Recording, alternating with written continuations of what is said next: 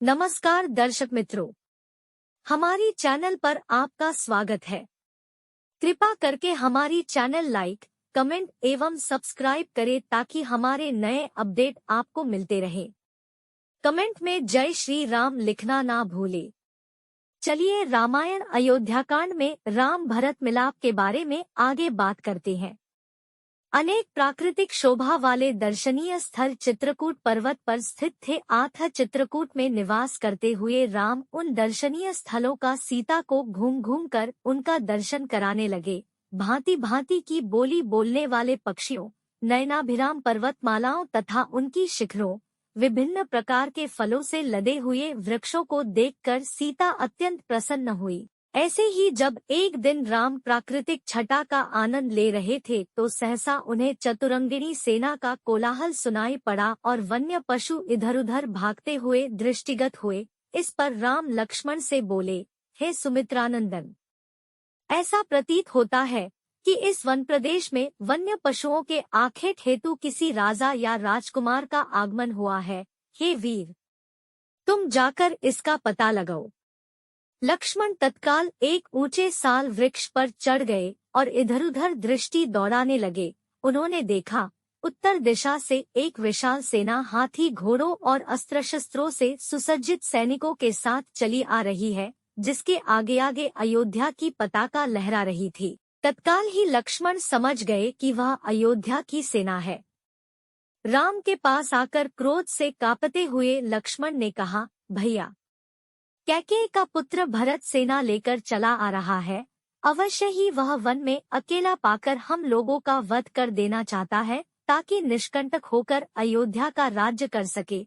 आज मैं इस षड्यंत्रकारी भरत को उसके पापों का फल चखाऊंगा। भैया, चलिए कवचों से सुसज्जित होकर पर्वत की चोटी पर चलें। राम बोले, सौमित्र, तुम ये कैसी बातें कर रहे हो? धनुष तान कर खड़े होने की कोई आवश्यकता नहीं है। भरत तो मुझे प्राणों से भी प्यारा है। भला भाई का स्वागत अस्त्र शस्त्रों से किया जाता है। अवश्य ही वह मुझे अयोध्या लौटा ले जाने के लिए आया होगा। भरत में और मुझ में कोई अंतर नहीं है।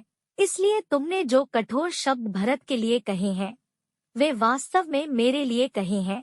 स्मरण रखो, किसी भी स्थिति में पुत्र पिता के और भाई भाई के प्राण नहीं लेता।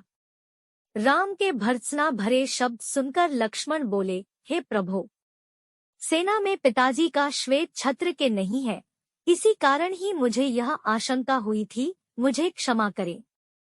पर्वत के निकट अपनी सेना को छोड़कर भरत शत्रुघ्न राम की कुटिया की ओर चले। उन्होंने देखा, यज्ञवेदी के पास मृगशाला पर जटाधारी राम वक्कल धारण किए बैठे हैं। वे दौड़कर रोते हुए राम के पास पहुँचे। उनके मुख से केवल हे आर्य शब्द निकल सका और वे राम के चरणों में गिर पड़े। शत्रुघ्न की भी यही दशा थी। राम ने दोनों भाइयों को पृथ्वी से उठाकर हृदय से लगा लिया और पूछा, भैया, पिताजी तथा माताएं कुशल से हैं न? कुलगुरु वशिष्ठ कैसे हैं? तुमने तस्वियों जैसा वक्कल क्यों धारण कर रखा है? रामचंद्र के वचन सुनकर अश्रुपूरित भरत बोले, भैया, हमारे परम तेजस्वी धर्मप्रायण पिता स्वर्ग सिधार गए। मेरी दुष्टा माता ने जो पाप किया है, उसके कारण मुझ पर भारी कलंक लगा है और मैं किसी को अपना मुख नहीं दिखा सकता। अब मैं आपकी शरण में आया हूँ। आप अयोध्या का राज्य संभाल कर मेरा उद्धार कीजिए। संपूर्ण मंत्रिमंडल, तीनों माताएं, गुरु वशिष्ठ आदि सब यही प्रार्थना लेकर आपके पासे आए हैं। मैं आपका छोटा भाई हूँ, पुत्र के समान हूँ। माता के द्वारा मुझ पर लगाए गए कलंक को धोकर मेरी रक्षा करें। इतना कहकर भरत रोते हुए फिर राम के चरणों पर गिर गए और बार बार अयोध्या लौटने के लिए अनुनय विनय करने लगे। राम ने भरत को हृदय से लगा लिया और कहा, भैया भरत, तुम तो अत्यंत नीतिवान हो। क्या तुम समझते हो कि मुझे राज्य के निमित्त पिता के वचनों को भंग कर देना चाहिए? क्या धर्म से पतित होना उचित है? जो कुछ भी हुआ उसमें तुम्हारा कोई भी दोष नहीं है। तुम्हें दुखी और लज्जित होने की किंचित मात्र भी आवश्यकता नहीं है। माता कैकेयी की निंदा करना भी उचित नहीं है। क्योंकि उन्होंने पिताजी की अनुमति से ही वर मांगे थे। मेरे लिए माता कैकेयी और माता कौशल्या दोनों ही समान रूप से सम्माननीय है। तुम्हें ज्ञात है कि मैं पिताजी की आज्ञा का उल्लंघन कदापि नहीं कर सकता। पिताजी ने स्वयं ही तुम्हें राज्य प्रदान किया है, अतः उसे ग्रहण करना तुम्हारा कर्तव्य है। पिताजी के परलोक सिधार जाने का मुझे अत्यंत दुख है। मुझ अभागे को उन्होंने अपनी सेवा, अंतिम दर्शन और दाह संस्कार के अवसर से वंचित कर दिया। कहते कहते राम के नेत्रों से अश्रुधारा बह चली। फिर उन्होंने सीता से जाकर कहा, प्रिय पूज्य पिताजी स्वर्गलोक सिधार गए। तत्पश्चात लक्ष्मण को संबोधित करते हुए बोले, भैया अभी अभी मुझे यह समाचार भरत से प्राप्त हुआ है कि हम पितृविहीन हो गए हैं। इस सूचना को सुनते ही सीता और लक्ष्मण बिलखबिलक कर रो पड़े। इसके पश्चात राम ने प्रयासपूर्वक धैर्य धारण किया और सीता तथा लक्ष्मण के साथ मंदाकिनी के तट पर जाकर पिता को जलांजलि दी, वक्कल चीर धारण किया, हंगुदी के गूदे का पिंड बनाया और उस पिंड को कुशा पर रखकर उनका तर्पण किया। पिंडदान तथा स्नानादि से निवृत्त होने के पश्चात वे अपनी कुटिया में लौटे और भाइयों को भुजाओं में भरकर रोने लगे। उनके आर्तनाद को सुनकर गुरु वशिष्ठ तथा सभी रानियां वहां आ पहुंची।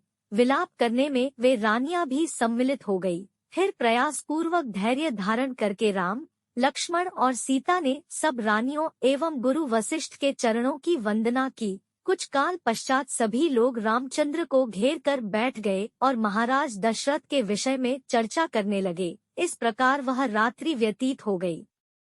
प्रातःकाल संध्या उपासना आदि से निवृत्त होकर राजगुरु तथा मंत्रीगण को साथ लेकर भरत राम के पास आए और बोले, हे रघुकुल शिरोमणि, प्रतिज्ञाबद्ध होने के कारण पिताजी ने अयोध्या का राज्य मुझे प्रदान किया था, उस राज्य को अब मैं आपको समर्पित करता हूँ, कृपा करके आप इसे स्वीकार करें। राम ने कहा, भरत, मैं जानता हूँ कि पिता की मृत्यु और मेरे वनवास से तुम अत्यंत दुखी हो, किंतु विधि के विधान को भला कौन टाल सकता है। किसी को भी इसके लिए दोष देने की आवश्यकता भी नहीं है। संयोग के साथ वियोग का और जन्म के साथ मृत्यु का संबंध तो सदा से ही चला आया है। हमारे पिता सहस्त्रों यज्ञ, दान, तप आदि करने के पश्चात ही स्वर्ग सिधारे हैं, इसलिए उनके लिए शोक करना व्यर्थ है। तुम्हें पिताजी की आज्ञा मानकर अयोध्या का राज्य करना चाहिए और मुझे भी उनकी आज्ञा का पालन करते हुए वन में निवास करना चाहिए। ऐसा न करने से मुझे और तुम्हें दोनों को ही नरक की यातना भुगतनी पड़ेगी। राम के ये तर्कपूर्ण वचन अकाट्य थे। इन वचनों को सुनकर भरत ने हाथ जोड़कर कहा, हे आर्य, इस दुर्घटना के समय मैं अपने नाना के घर में था। मेरी माता की मूर्खता के कारण ही यह सारा अनिष्ट हुआ। मैं भी धर्माधर्म का कुछ ज्ञान रखता हूँ, इसीलिए मैं आपके अधिकार का अपहरण कदापि नहीं कर सकता। आप क्षत्रिय हैं और क्षत्रिय का धर्म जटा धारण करके तपस्वी बनना नहीं, अपितु प्रजा का पालन करना है।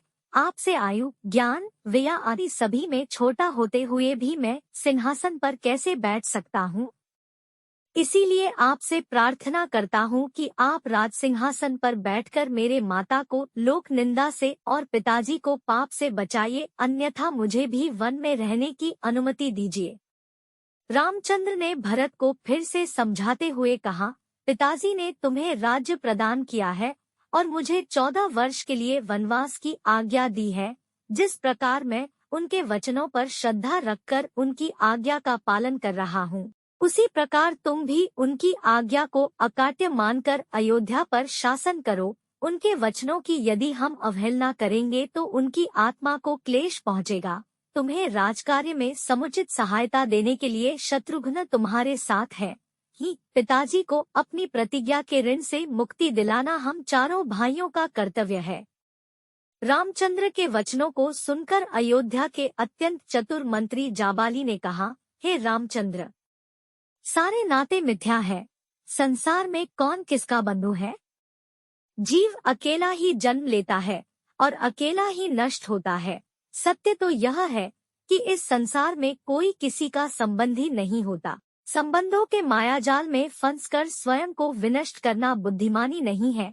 आप पितृऋण के मिथ्या विचार को त्याग दें और राज्य को स्वीकार करें। स्वर्ग नर्क परलोक कर्मों का फल आदि सब काल्पनिक बातें हैं।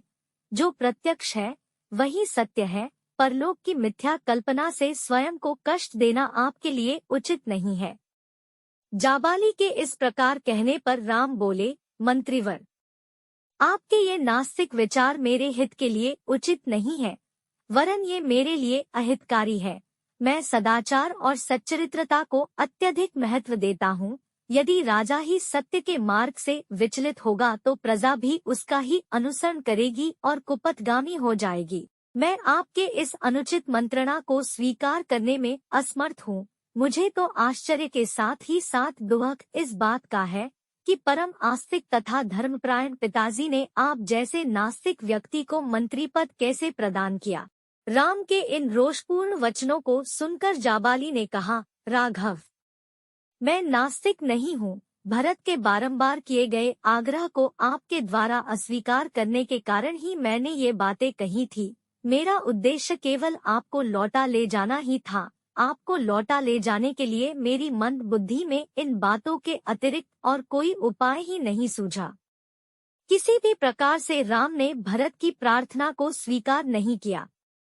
विवश होकर भरत ने हाथ जोड़कर कहा, हे तात, मैंने अटल प्रतिज्ञा की है कि मैं आपके राज्य को ग्रहण नहीं करूंगा। यदि आप पिताजी की आज्ञा का पालन ही करना चाहते हैं तो अपने स्थान पर मुझे वन में रहने की अनुमति दीजिए। आपके बदले मेरे वन में रहने से भी पिता को माता के ऋण से मुक्ति मिल जाएगी। इन स्नेहपूर्ण वचनों को सुनकर राम मंत्रियों और पुरवासियों की ओर देखकर बोले, जो कुछ भी हो चुका है उसे न तो मैं बदल सकता हूँ और न ही भरत वनवास की आज्ञा मुझे हुई है, न कि भरत को। मैं माता कैकेयी के कथन और पिताजी के कर्म दोनों को ही उचित समझता हूँ। मातृभक्त, पितृभक्त और गुरुभक्त होने के साथ ही साथ भरत सर्वगुण संपन्न भी है, अतः उनका ही राज्य करना उचित है। जब राम किसी भी प्रकार से अयोध्या लौटने के लिए राजी नहीं हुए तो भरत ने रोते हुए कहा, भैया, मैं जानता हूँ कि आपकी प्रतिज्ञा अटल है, किंतु यह भी सत्य है कि अयोध्या का राज्य भी आप ही का है। अतः आप अपनी चरण पादुकाएं मुझे प्रदान करें। मैं इन्हें अयोध्या के राजसिंहासन पर प्रतिष्ठित करूंगा और स्वयं वक्कल धारण करके ब्रह्मचर्य व्रत का पालन करते हुए नगर के बाहर रहकर आपके सेवक के रूप में राजकाज चलाऊंगा। 14 वर्ष पूर्ण होते ही यदि आप अयोध्या नहीं पहुँचे तो मैं स्वयं को अग्नि में भस्म कर दूंगा। यही मेरी प्रतिज्ञा है।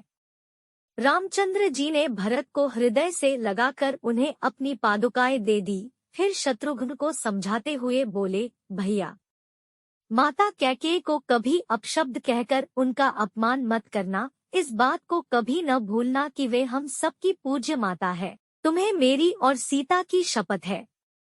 फिर माताओं को धैर्य बंधाकर सम्मान पूर्वक सबको विदा किया। श्री राम की चरण पादुकाओं के साथ भरत और शत्रुघ्न रथ पर सवार हुए। उनके पीछे अन्य अनेक रथों पर माताएं, गुरु, पुरोहित, मंत्रीगण तथा अन्य पुरवासी चले। सबसे पीछे सेना चली। उदास मन लिए हुए सब लोग 3 दिन में अयोध्या पहुँचे। अयोध्या पहुँच जाने पर भरत ने गुरु वशिष्ठ से कहा, गुरुदेव, आपको तो ज्ञात ही है कि अयोध्या के वास्तविक नरेश राम है। उनकी अनुपस्थिति में उनकी चरण पादुकाएं सिंहासन की शोभा बढ़ाएंगी। मैं नगर से दूर नंदीग्राम में पर्णकुटी बनाकर निवास करूंगा और वहीं से राजकाज का संचालन करूंगा। फिर वे नंदीग्राम से ही राम के प्रतिनिधि के रूप में राज्य का कार्य संपादन करने लगे। आज के लिए बस इतना ही। मेरे सारे भाई और बहनों को विनती है कि आप हमारे रामायण के अगले वीडियो भी देखें। कमेंट में जय श्री राम लिखना ना भूले। कृपा करके अपना ख्याल रखें। मिलते हैं अगले वीडियो में। धन्यवाद।